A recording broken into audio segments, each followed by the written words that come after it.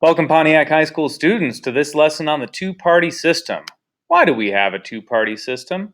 Well, the U.S. has many political parties, but most Americans haven't heard of them because we really only think of the Democratic and Republican parties when we think of our political parties. And it is true that these parties have won nearly all national elections since the Civil War. So they really are the two big ones. And this has given our nation what we call our two-party system. But it goes much deeper than just the Civil War. The first parties developed over ratification to the Constitution. So we're talking about the birth of our country was the birth of political parties. We had the Federalists, we had the Anti-Federalists. These were political parties. But many feared that political parties and partisanship would tear our nation apart. But moderate political parties have actually been more of a uniting force than a dividing force for our nation. So political parties, although we were afraid of them at first, have not been a bad thing for our country. Now, it can be said, and rightfully said, that our two-party system in America exists because America has always had a two-party system. This is a very true statement. We are very comfortable with the idea of two parties. It has worked for a long time, maybe not always perfectly, but what mostly works most of the time is something that we're not afraid of, so we keep doing it. Americans are very accustomed to this. And both of these parties, both Republicans and Democrats, work very hard to make sure that we keep that two-party system. They do not want third parties entering into government. Now, another reason this exists is because of our electoral system and how we run things. Nearly all elections are over single-member districts. This is a single member, one person represents that district, and it is a winner-take-all election. So it does not matter if you lose by one vote, you lost, and you do not get to represent those people in government. So third-party candidates, even strong ones, even third-party candidates like, what's his name? Ross Perot. Ross Perot back in 92 got 19% of the popular vote. That's a tremendous amount. That's 1 in every 5 Americans wanted Ross Perot to be president. Didn't happen because the presidency is a single member district. It's one person to be president.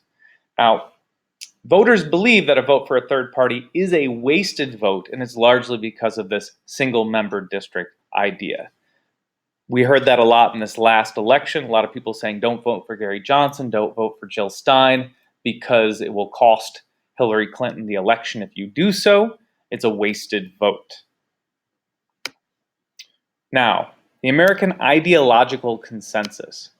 We live in a pluralistic society, okay? Lots of different people, lots of different backgrounds and beliefs, and yet we have a broad consensus about our core values, what makes us Americans. And our two-party system ensures that our leaders don't stray too far from those values.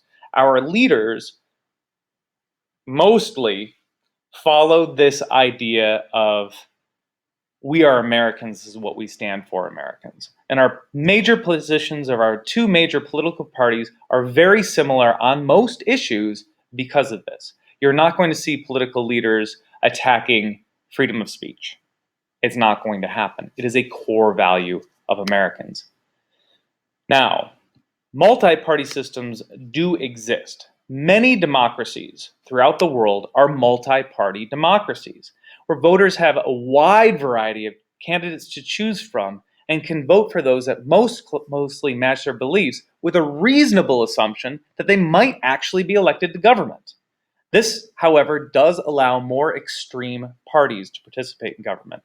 And if you look at some of these multi-party democracies, they do have some crazy ideas, some wildly racist ideas in some European nations that are accepted, and a major political party has them, and they get 10-15% consistently in national elections. You don't tend to see that to that extreme. Even when you do see it in America, you don't see it to that extreme because of our two-party system. Now, when you have a multi-party system, you're going to need to form coalition governments. It is rare for a single party to win a majority in an election in a multi-party system. So instead, they have to join together with other parties where they can kind of, sort of, mostly agree on some core common ideas. And they form alliances called coalitions. Coalitions, however, can be unstable, and they can fall apart. And when they fall apart, governments are in a lot of trouble. Let's take a look at some old information from the UK. The UK, this is about 6 years ago, so in 2010, this was their breakdown. The Conservative Party and the Labour Party are far and away the biggest political parties in the UK. But the Conservative Party does not have 50%. They had to form a coalition with other party members. Maybe Labour and the Liberal Democrats could have formed a coalition, but even they couldn't have gotten to 50%. So you wound up having the Conservative Party reach out to the Liberal Democratic Party, agree on some key issues. The leader of the Liberal Democratic Party got a very important position in government, and they swung over and formed a coalition government with the Conservatives. That's how multi-party systems have to do it. Now, coalition governments. So the one-party system. Nearly all dictatorships operate as a one-party system. This is just one political party. That party selects their candidates, and all other parties are banned. So the political party themselves choose the leader. Nobody else has a choice. That is the leader. In a sense, a one-party system is the same as a no-party system. It's really just the people in charge. So we want to make sure that we never have a one-party system. As much as we might like the Democrats or Republicans, it would be a bad idea if the other one didn't exist. State politics. Within the US, there have been states that have fallen into a one-party system at different times in our history. This is very true.